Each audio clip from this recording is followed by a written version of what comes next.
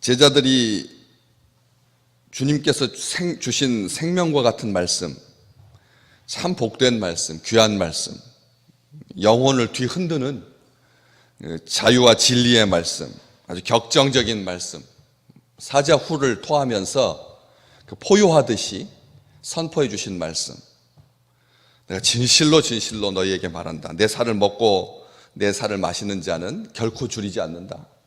내가 마지막 날에 다시 살린다.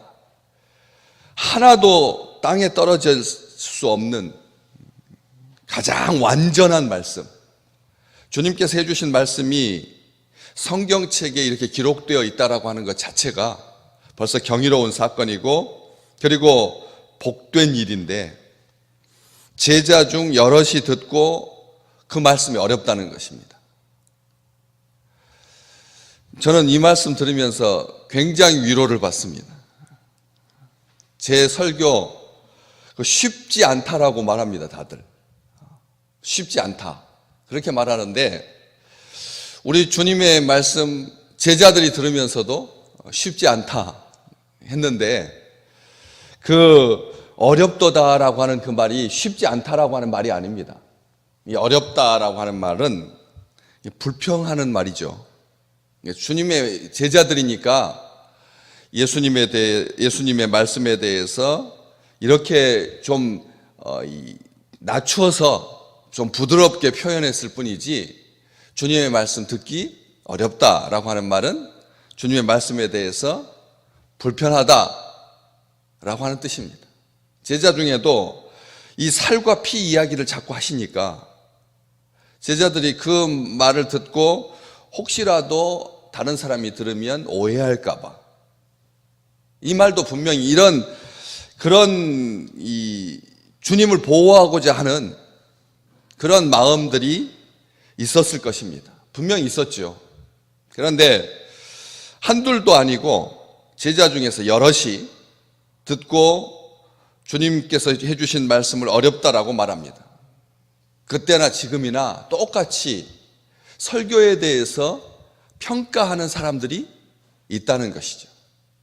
말씀, 주님의 말씀이고 하나님께서 종들을 세워서 선포하게 하시는 말씀인데, 자기 귀에 익숙해야 한다는 말이잖아요.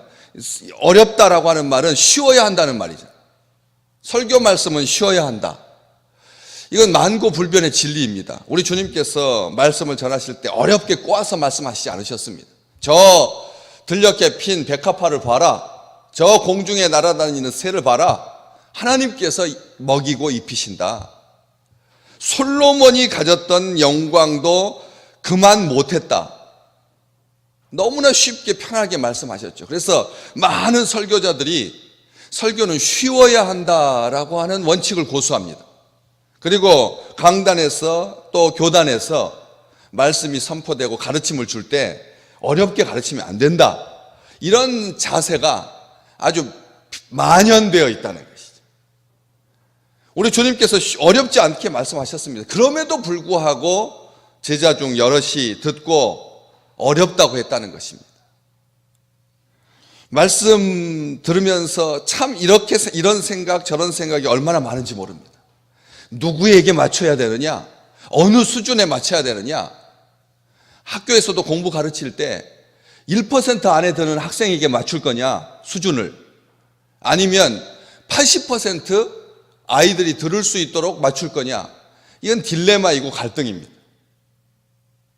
들을 자가 들어야 되는데 다 듣게 하는 것이 목적이겠느냐, 아니면 소수를 향할 거냐, 아니면 한 사람도 못 듣는 사람이 없도록 맨 밑바닥까지 다 맞춰야 되느냐.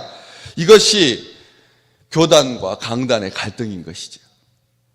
그런데 이 말 공동번역은 이렇게 더 쉽게 설명합니다. 공동번역 성경 보면 아주 쉽습니다.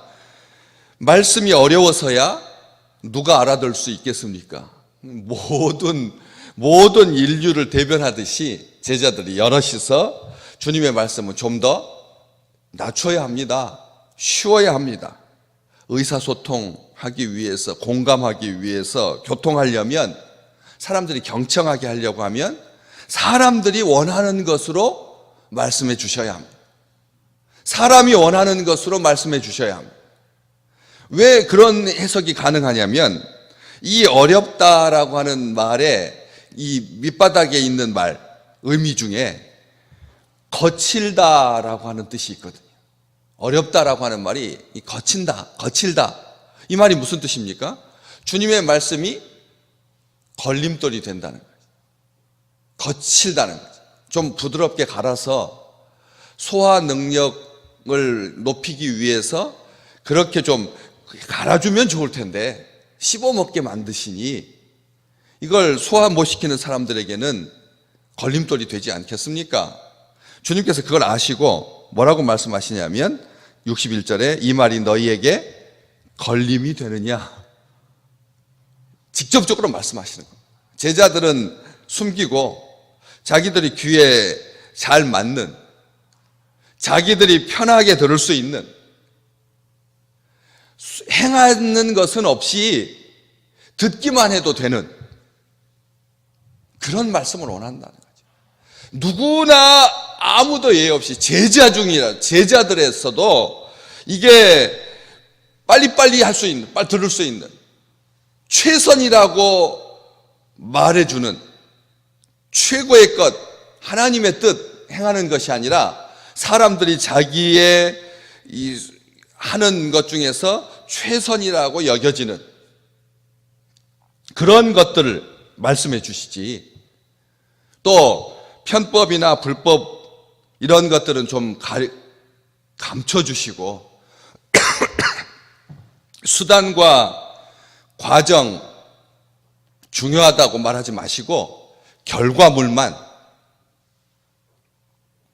우리가 이 땅에서 말씀을 들을 때 우리의 진정한 자세가 무엇이어야 되는지를 이 말씀 속에서 확인할 수가 있다는 거죠. 최고의 말씀, 영생에 대해서 말씀하시는 건데, 영생에 대해서 말씀하시는 건데, 우리가 말씀을 모든 말씀을 다 듣죠.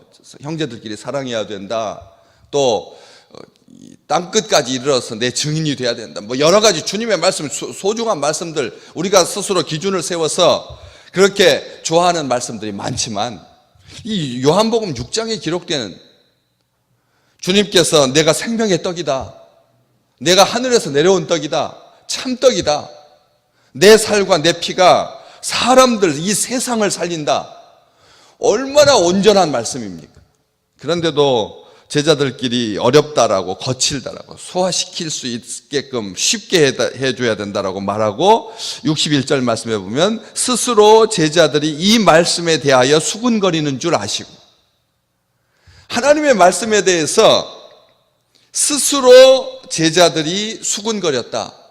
분명히 43절에 주님께서 뭐라고 말씀하셨습니까? 유대인들이 내가 너희 아버지도 알고 네 형제들도 아는데 너희가 어떻게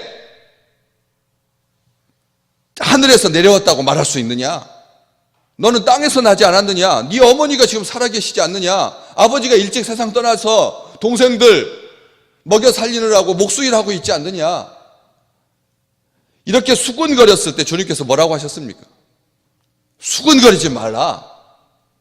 실상을 보고도 너무나 이 경험 때문에 주님을 보고도 메시아를 만나고도 자기의 전통 때문에 익숙한 관습 때문에 우리 주님을 못 알아봤을 때 주님께서 발끈하셔서 수군거리지 말라고 하셨거든요. 그러니까 사람들이 수군거리는 이유는 딱 한 가지입니다. 사람들이 왜 말씀을 들을 때 수군거립니까? 딱 한 가지입니다. 자기가 생각하는 것과 맞지 않은 거죠. 자기 생각, 자기 기준이 있는 겁니다. 자기 생각, 자기 기준. 우리 수준을 어떻게 보고, 너무 쉬우면 우리 수준을 어떻게 보고, 이렇게 수군거리고, 또 너무 어려우면 어렵다고 말하고, 그러면서 수군수군 된다는 것이죠. 이 관습과 전통, 눈이 가려진 것, 자기 가치관, 자기 판단, 자기 생각이 있는 사람들이 쉽게 수군거릴 수 있습니다. 이건 위험한 일입니다. 앞에서 강단에서 선포되는 말씀 가만히 들어보면 여러분, 목회자들이 설교를 제일 많이 하니까 설교에 대해서 얼마나 판단하기 쉽겠습니까? 설교를 많이 하니까 다른 사람 설교를 얼마나 재단하기 쉽습니까? 이 교역자들이 가지고 있는 이 귀라고 하는 것이 거듭나지 못하면 강대상에서 선포되는, 이 땅에서 그렇게 선포되고 있는 그 말씀에 대해서 제일 판단하기 좋은 그런 위치가 성직자 아니겠습니까? 우리 주님께서 지금 제자들이 그렇게 말하는 거니까.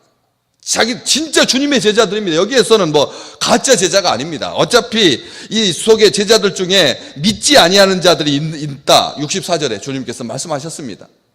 믿지 않으면서도 제자들이 있을 수 있다는 겁니다. 또 66절 보면 그때부터 그의 제자 중에서 많은 사람이 떠나가고 다시 그와 함께 다니지 아니했다.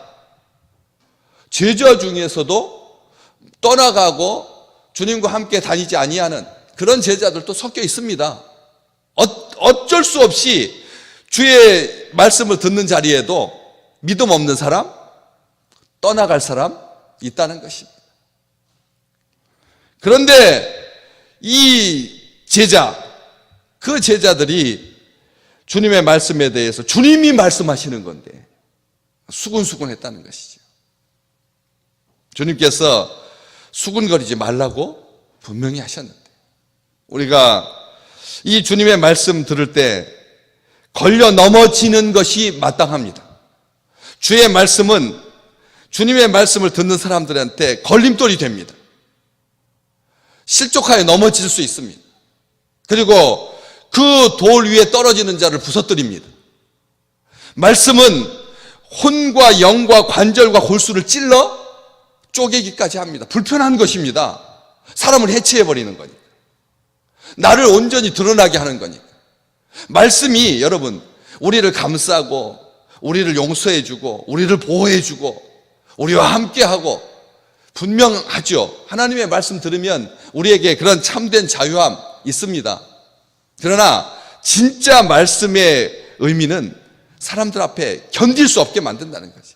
그래서 구세군을 만들었던 구세군의 창시자였던 윌리엄 부드가 내가 한 가지 소원을 이룰 수만 있다면 나는 설교자들과 전도자들이 마지막 훈련 과정에 24시간 동안 지옥불 위에다가 매달려 있게 하는 것이 내 소원이다, 내 꿈이다 그랬습니다. 설교자들, 복음 전도자들을 훈련을 시키는데 마지막 최후의 훈련이 뭐냐? 지옥불 위에다가 24시간 동안 달아놓는 거. 그래야지 복음 전하는 일이 얼마나 소중한 일이고 급한 일인지 깨닫게 될 거라. 설교자들과 전도자들이 말씀에 대해서 이러쿵 저러쿵 말이 제일 많다는 겁니다.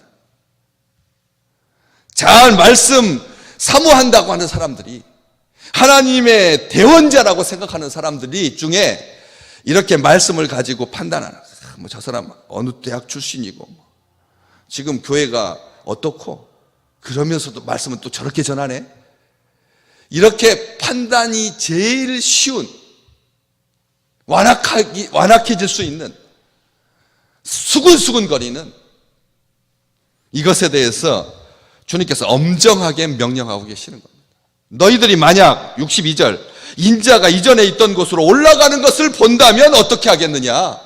다시 말하면 기적을 보여준다고 해도 안 믿을 사람은 안 믿고 말씀에 대해서 콩나라 판나라 하고, 이게 실상이라는 겁니다.